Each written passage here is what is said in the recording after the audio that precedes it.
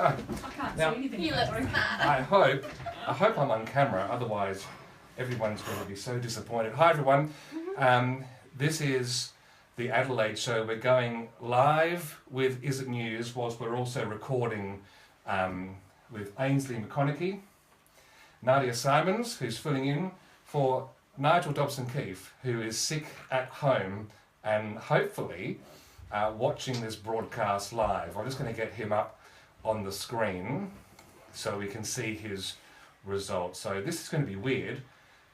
Oh look, I can actually see us on the screen here. Wow. This is... Get well soon, Nigel. Yes, get well soon, Nigel Dobson-Keefe. There's 3 people watching us at the moment. So this is all happening. So I think we're all set to go.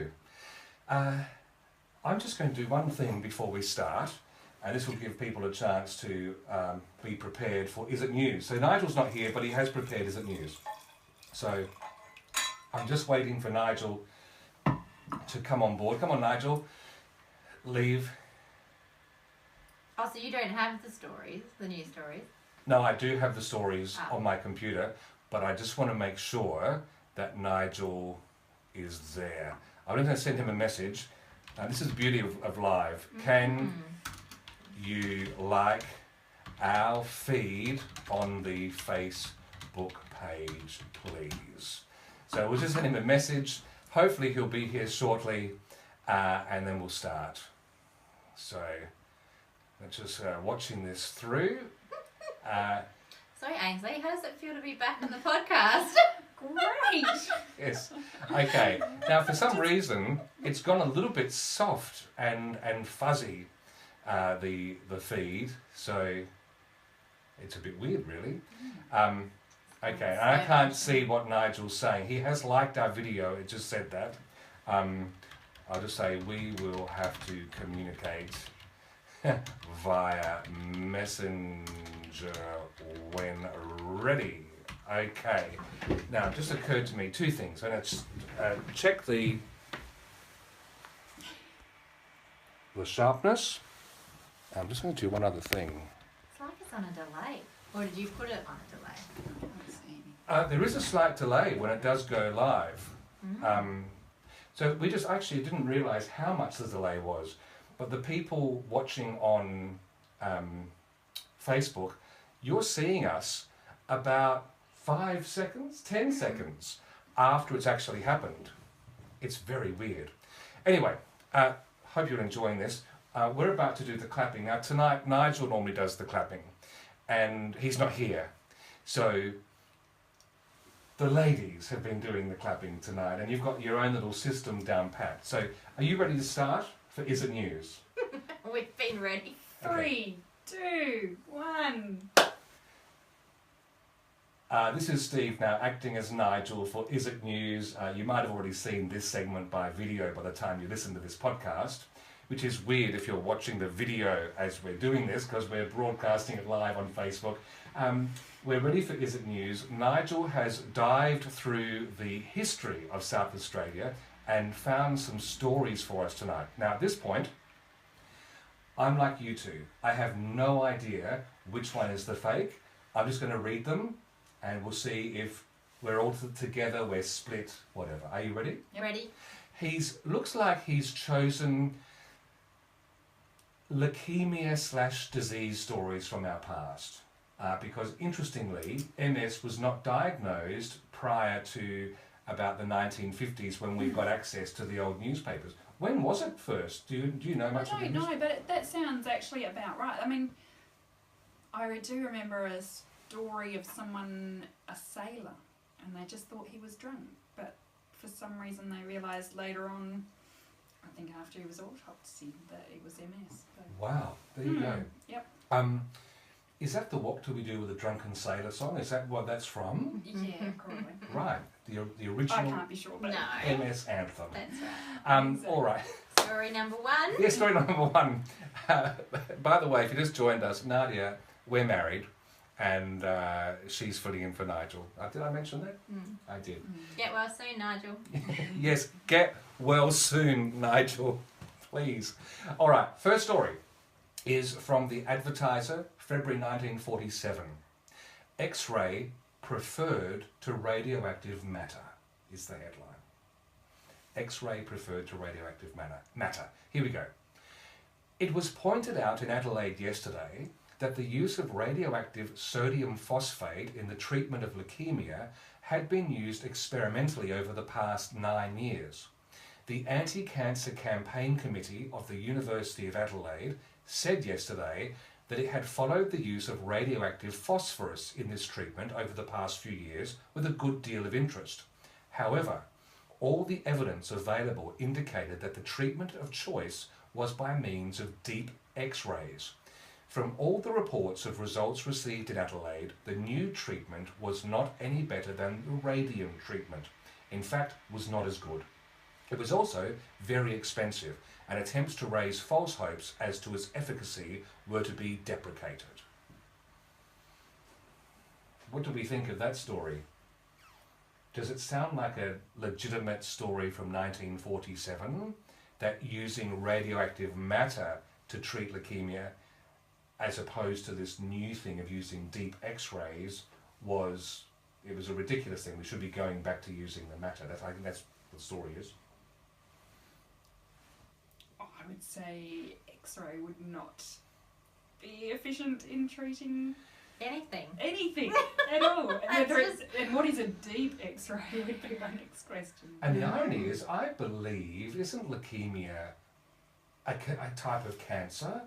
And so you're treating it with X-rays. X-ray, which just doesn't sound or right. even radioactivity. It's just but then again, we didn't know what we didn't know. Story number 2? So at the moment, you're thinking, you're not sure about this one, Ainsley. No, I'm not sure. Not sure. No, not sure. Neither am I. Let's see how we go as we move on. Sounds dodgy. It does. This one's from the Sydney Morning Herald, August 1961. So this is the most modern story we've had of late. Atom bomb effects after 8 years. Aborigines who witnessed the Operation Totem atomic blasts at Emu Field in South Australia, apparently completely unharmed at the time, are now dying from the effects of radiation 8 years later. The latest is a youth of 17 who was many miles from the centre of the blast and outside of the exclusion zone, but who was downwind of the fallout.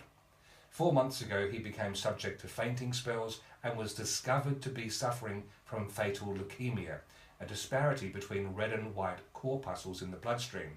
His counts of white and red corpuscles were found to be 50,000 and 1.3 million respectively, compared to the normal counts of 7 to 8,000 and 5 million. After 3 months, the red count had shrunk to 510,000, the white count increased to 60,000. Atomic specialists diagnosed his case as hopeless and he died. Royal Adelaide Hospital authorities disclosed later that 3 out of the 5 patients who suffered from atomic leukemia died last year, and that 3 others died the previous year. The thing that gets me is there's another doctor diagnosing your case as hopeless and the person dying, just like that nurse saying, as you were saying earlier, said, on your way, sunshine. By the way, young people have much more trouble with this disease or with the treatment than older people. Yeah. Have a good night's sleep. Yes. What do we think? This one sounds legitimate to me. I was going to say, I think it sounds... There's a lot of numbers in there. There are. And if he has, Nigel, who's watching this, if you've made the fake based totally on flipping the red and white corpuscle count, you're in trouble. I will hunt you down and give you more of this. Was the bomb blast in, wasn't it Woomera or... Yes, but they might, see, that's the other thing. That was the only thing that I went, I don't... Emu Field. Yeah, that sounded dodgy. That was all that I would have picked as dodgy. My ears But I didn't realise, this is my first time, I didn't realise you could just flip the numbers around and... Oh, you can? Yeah, the fate could be as simple as... This is getting tough. Nigel is the slipperiest fish in the bucket, and I don't think he'd mind me saying that. Hold the fish up in Tinder. Yes. Last one. Yes, he'd be great for his Tinder profile. The last story is The Advertiser, May 1948. Cancer thought due to virus. US comment on SA research. Dr. J.B. Thiersch's Adelaide research on the transmission of human leukemia, in brackets cancer of the blood, to chicks shows that cancer is a virus disease, according to Dr. Duran Reynolds, Virus Authority of Yale University, USA. The chairman of the Adelaide University Anti-Cancer Committee said yesterday that at least 3 different schools of thought at present attributed cancer respectively to a virus, hormonal stimulants, and inherited susceptibility. So that's 1948. Oh, 48. Cancer thought to be due to a virus, but it's one of 3 currently contemporary thoughts of cause: virus, hormones, and inheritance. In 47. In 47. You know what? I was initially thinking this was I was skeptical, Yeah. but I would think that they are 3 that seem pretty likely to have been jostling for position. I'm actually Oh, going. at that time, yeah. I'm actually flicking back to number 1. Number 2, was that the Yes. Sydney Morning Herald? There was. There's often. So they're reporting on a Yes. South Australian story. Often South Australian stories weren't covered locally. Yeah. If I they think were I too read that. controversial or uncomfortable, often they just. We'll send them to Sydney. Yeah. That's right. Yes, exactly. They want to know everything. Yeah. Well, they are convicts. They probably enjoy that sort of stuff. The titillation at South Australia's expense. I'm wondering if this. But then again, the radioactive treatment, we were fairly naive back then, and I imagine X-rays were the wonder thing. And no, I still find that hard. I'm putting my penny on number 1. I would still I say think number that's 1. the fake. I would say Ladies, number 1. Nadia is skeptical. I just like to go opposite. Yeah, I was going to say she's Yes, never that going. is- She's never going to agree with you. No. You should have said number 3. Yeah, that's right. So what is the I'm outcome? going with number 3 You're going with number 3. as the fake. And number 3 is the fake. Yeah. All right, so the answers are in. Right. I'll let Nigel know. Nigel, Ainsley, and Steve, number 1. Nadia, opposite of Steve, number 3. So Nigel now, from his sickbed, is going to give us his blow-by-blow revelation on the truth in Isn't News this week. And I'm just trying to guess at the moment whether he is smiling or not. So let's have a look. I can actually pin this comment. He's watching. All right, Nigel, he's seen our message. So stand by. We're about to be taken out of suspense. If it's the second, what was the second one again?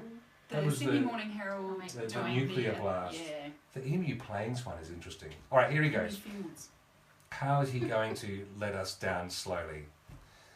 I really hope he's upset at the moment because that means I've won.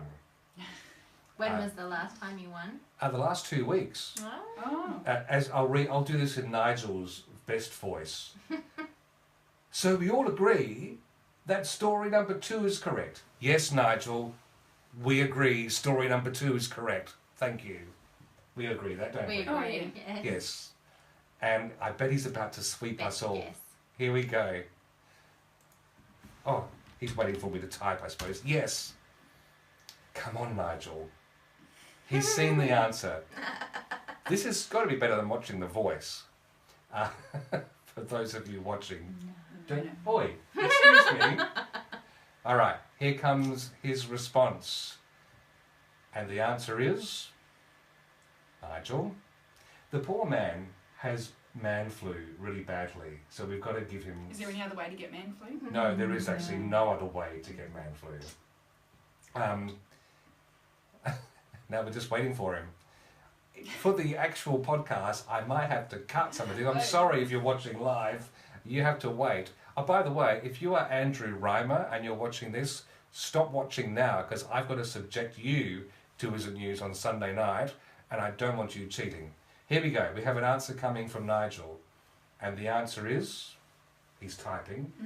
He does only have an Android device, so he does struggle sometimes in getting the things correct. Right. And he also is a one-finger typist because he's all up here, so he doesn't have that.